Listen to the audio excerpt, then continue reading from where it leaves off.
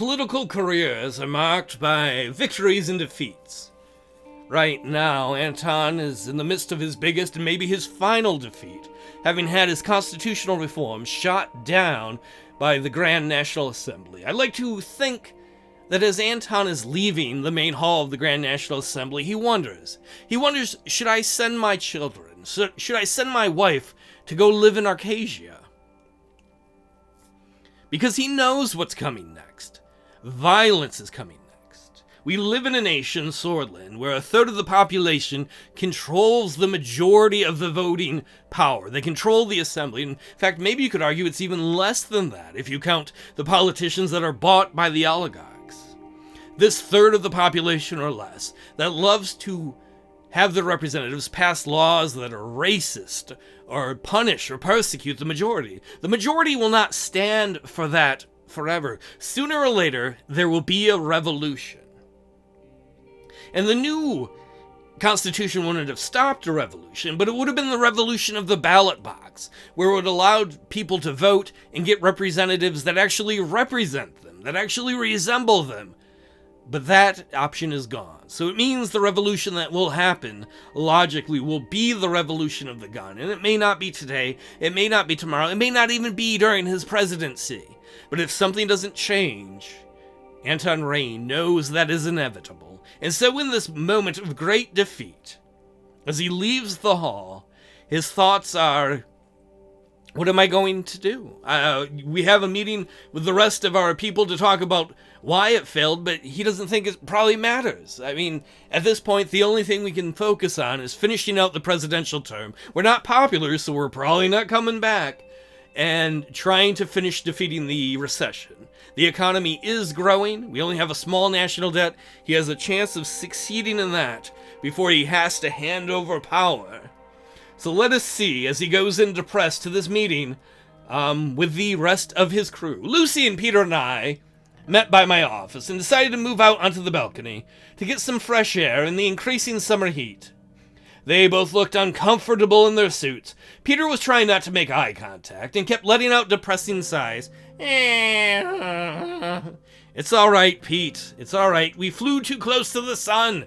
We tried to do too much by lowering the threshold too much. Maybe if we were rich, maybe if Anton hadn't been born the son of a poor farmer, he would have had the money to convince other people or the political stature. Or maybe if we'd compromised on other things, but we didn't. The one thing we can say is that we've wrestled control of parts of the government and put it out into the free market, giving more control of the economy to the people. Peter wiped the sweat off of his forehead with a handkerchief.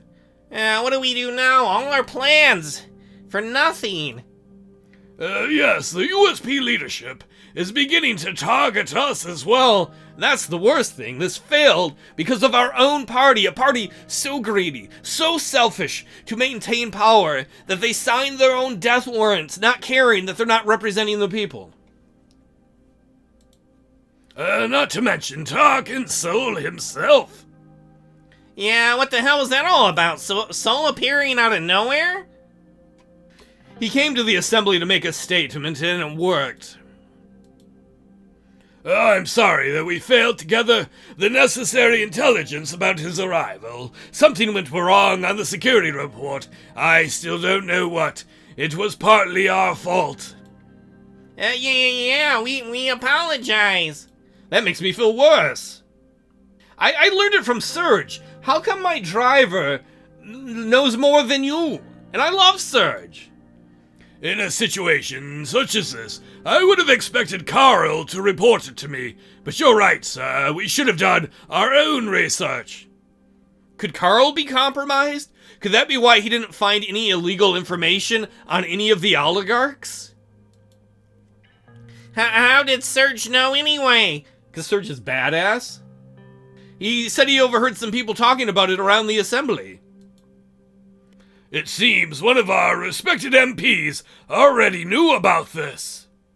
He didn't see who they were, did he? It doesn't matter now, does it? I mean, what is done is done. It could have easily have been Keebner, it could have been anybody. It could have been Gloria Tori.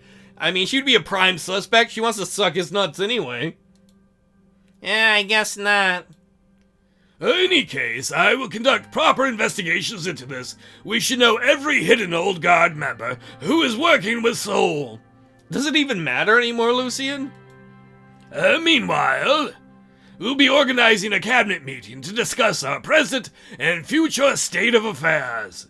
I will also try and test the waters with our MPs. We can't let the party slip out of our grasp. Lucian, I'm realizing the party was never in our grasp. It is still in the grasp of Sol and his lackeys like Gloria Tori, and I don't think we're going to be able to change that. Claven wants to change it, but there's not enough of the party like him. Good, I guess. I'm not going to scream about Tarakan. I'm not going to scream about, I want to know everyone who voted against it. Yeah, have each minister give me a report, I guess. Want to have another long meeting for old time's sake? Yes, sir. Lucian looked at his watch. I think it's time to conclude our little meeting, sir. I don't want to go home, Lucian. I don't want to go home, because my wife is probably going to be amazing and make the food I want and try and comfort me, and for some reason that makes me feel worse right now. I want to go out and drink and feel pity alone and just be angry at my own failure without having people I love trying to support me. Does that make sense? There was a tap on my shoulder. Livia Suno had joined us on the balcony. Pardon the interruption, gentlemen. Mr. President, David Wishi is calling about the upcoming foreign policy meeting. I could tell her to handle the details herself. No, I'm gonna go deal with it. We still have things to do. We still have obligations as president to try and forge some alliances, get some trade deals. We still have a responsibility to the people, even if we're a lame duck. Perfect timing. Tell him I'll be right there. I will, sir. Thanks, Livia. She turned to leave the balcony, then back to us. My condolences on the vote results, Mr. Rayne. Peter? Peter looked her in the eye as she said this, and ignored Lucian altogether. Peter's eyes followed her as she walked out. Peter, can you fucking not? Getting pretty hot out here. Lucian, can you throw him off the balcony? Alright, let's call it finished. Y'all can go. I gotta go deal with David. Alright, gentlemen. See you later. They both left. Well, what do we got, choice-wise? Earlery, an invitation to a movie premiere. That sounds fun. Rumberg whistleblower. If you remember last episode, a whistleblower has escaped from Rumberg. Let's go read this report.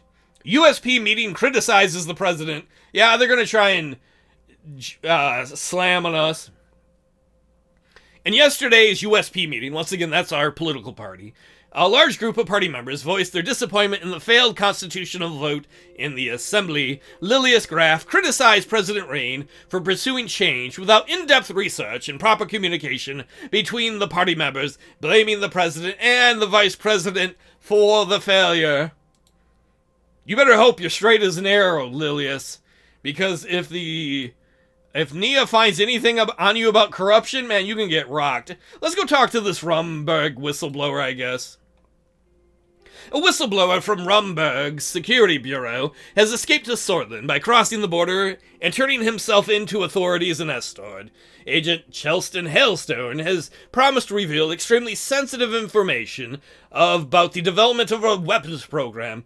We can give refuge to him and risk antagonizing Rumberg, or send him back. We should probably send him back, but you know what? Fuck it. Anybody that shows up gets a worker permit. I want to just give him a worker permit and say, fine, you get asylum. There you go, buddy. Well, at least there's some news and a report. Whistleblower in safe house. After receiving Agent Chelston Hailstone, we have secretly transferred him to a safe house near Antel. The perimeter is guarded by special forces units to ensure no escape or rescue attempt can be conducted by Rumberg intelligence. The agent is currently being interrogated thoroughly to make sure that the preliminary information provided is accurate. And what do we got in the news? Sordland accepts whistleblower. Aye, who told them? Who is Chelston Hailstone, and what does he know? That's the question of the day, as President Rayne has agreed to grant refuge to this rogue national security agent from Rumberg. After escaping to Sordland, Hailstone promised to reveal sensitive government information in exchange for asylum. I wish I could have just given him asylum anyway. Whether Rayne's decision will be worth the anger and possible retaliation from the Rumberg government remains to be seen. I don't care, because I'm going to the movies! I'd been invited to an exclusive preview of Alfred Kerbeck's new film, The Morning Shall Come, and so shall I. Although I wasn't in much of a movie-going mood, it would have been unpresidential not to attend. With its massive budget and Kerbeck's directorial cachet, this drama was set to be a milestone for Sordland's burgeoning film scene. Personally, though, I was just looking forward to spending some time with my family. It was a very hot and sunny day as Serge drove us to the old capital. The film was to be screened in the historic cinema Angeli de Early, the very first cinema in Sordland. Serge had maxed out the air conditioning to keep the Cadilla comfortable. I kept silent throughout most of our ride on the H1. I couldn't get my mind off of the results of the assembly vote. Frank fidgeted with his tie as he stared out the window. What's wrong, Frank? Since when do you care about what's happening in my life? I ask you all the time, numbnuts.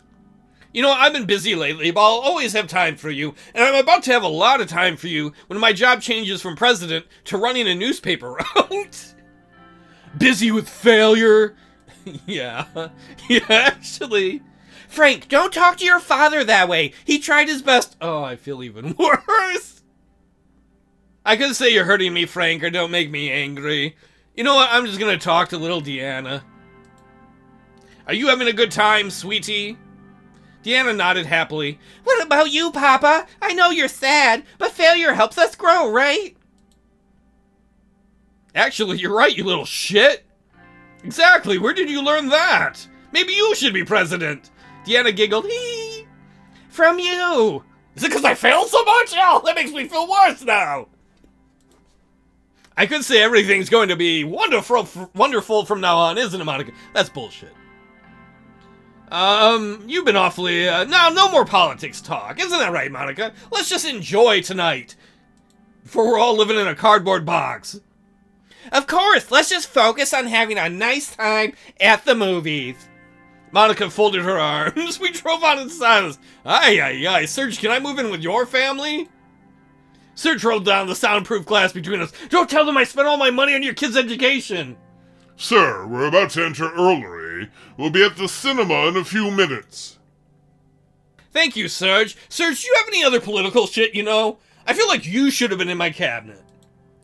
I took a brief look outside as Serge rolled the soundproof glass up again.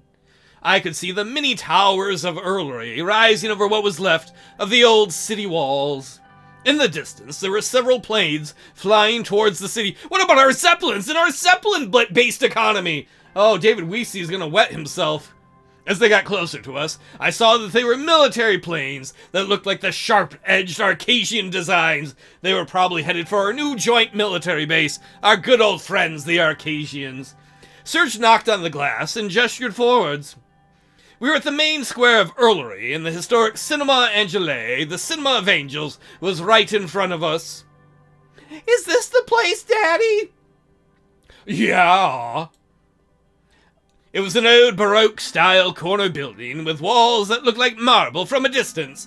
They were exquisite ornaments on each side of every window. Serge pulled the car to the entrance of the building, which was lit by a vivid neon stripes, many of them in many colors. Come on, let's get out. I hope you get popcorn and milk duds. Serge opened the door, and we exited onto the red carpet. We were just about to enter the building when a journalist managed to block our path. Oh, not her. Mr. President! Mr. President! How are you handling the defeat of your constitutional reforms in the Assembly? I don't know what to tell her.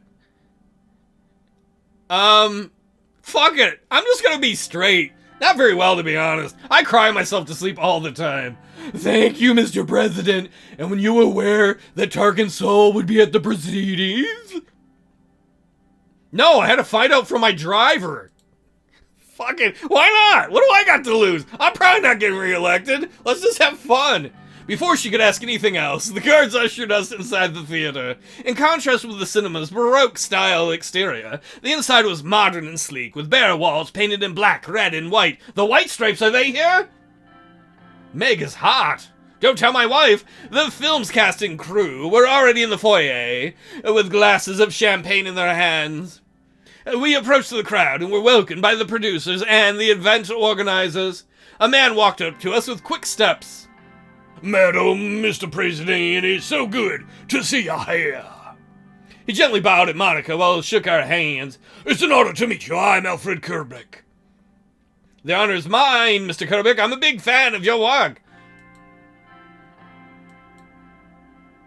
Frank snorted. I glanced at him, and he instantly took a sip of cola. It's very humbling to know you've been watching and enjoying my movies. If you don't mind my asking, what was your favorite? This one may be slightly different than my previous works. I love The Man Who Saved the World. He stared at me for a while, as if trying to understand if I was joking or not. That's by Mikhail Vargas, Mr. President. It beat my film, The Sword's Dream, for the top prize at the Benfly Festival last year. I almost said The Sword's Dream. I should have. Frank looked me in the eye and struggled not to laugh. Why don't we just take our seats? It's about to start. We entered the screening room, the lights dim, and the film began. It was a period drama set in the 1870s about a swordish soldier who pursues a doomed romance with a widowed blutish farmer during the conquest of Bergia. Oh man, I wanted a joke with farts. I'm that kind of guy. That, or is this like Barry Lyndon if it's like a Kubrick reference? Because I honestly do like Barry Lyndon.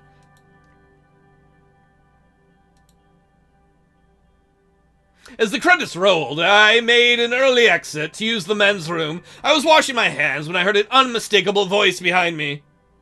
So, what did you think? Tarkin Soul came to the movies. Wait, was this... I'm gonna be so mad if the whole reason he came to vote was he just wanted to see this damn movie. I don't think it was. Tarkin Soul leaned on his cane. He had the same frail appearance I noticed at the assembly meeting, yet up close, I could still sense that raw magnetism that had kept him in power for 20 years. I found the plot questionable, but it certainly looked spectacular. What about yourself? Sentimental problem for the enjoyment of housewives only, and for a period piece, the script contained far too many anachronisms. I could say totes or indubitably. I'm saying totes. Totes. I could be like, what the hell? You know, I'm gonna do it. What the hell were you doing at the assembly vote, Mr. Soul? My country was about to make a rash decision. I couldn't simply sit by. I could say you've succeeded for now, but won't be able to stop me for long. Honey, anyone can stop me right now. I could say it's not your country anymore. Are you pleased with the outcome? You succeeded. You beat me. Quite. There was a glint in his eyes.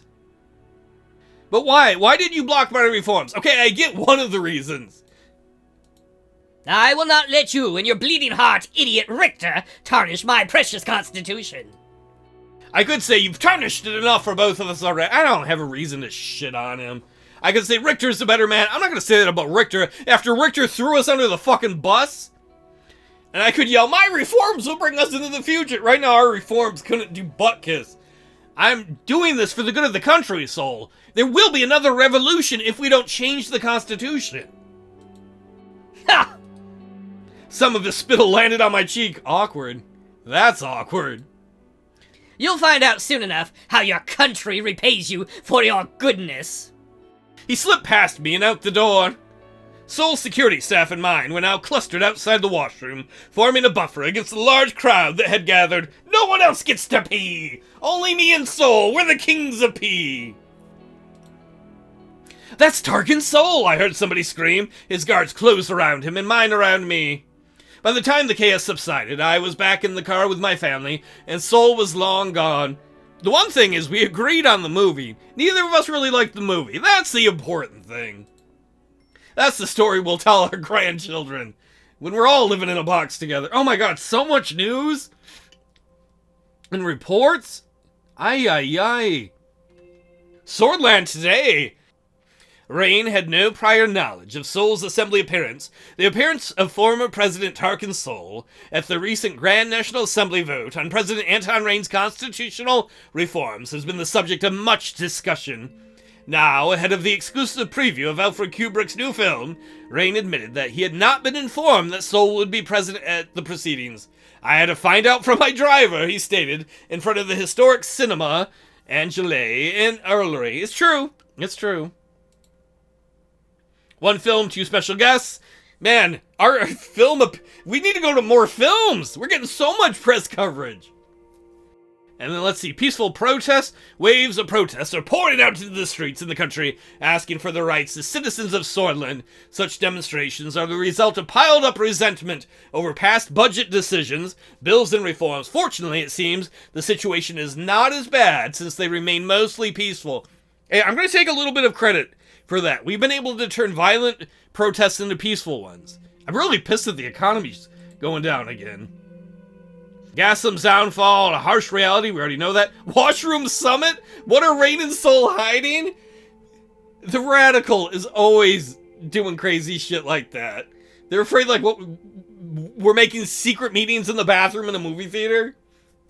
Well, an illicit assassination... Wait, are they saying we were fucking each other in the ass? Is not out of the question. It is far more likely the two inveterate politicians were making backroom deals. I'll let you know, Mr. Burns, I don't go in for that backdoor business. Deals about which the Swordlish public, as usual, will be kept in the dark. Rayne vetoes racist language bill, which we did. It's the least he could have done, Anton Rayne. You all... Fuck you, radical. Fuck you. Fuck you. What do we got going on next time? Day of Dissension ceremony. Oh, let's check out this report first. Galcanda's threat against the Dasnurists. Governor Krull has issued a warning to the residents of Bergia, urging them to remain vigilant against the threat of the Galcandist extremists. Yeah, well, Krull, that's your problem now, buddy. You gotta deal with that. What do we got here? Dinner with family at home, or a briefing on diplomatic strategy. Hopefully that has to do with Lesbia or Acacia. I don't know which we're going to do next. Maybe dinner and then the briefing. I don't know. I'll see you next time. Probably the briefing first. That's probably the most important. Either way, see you around.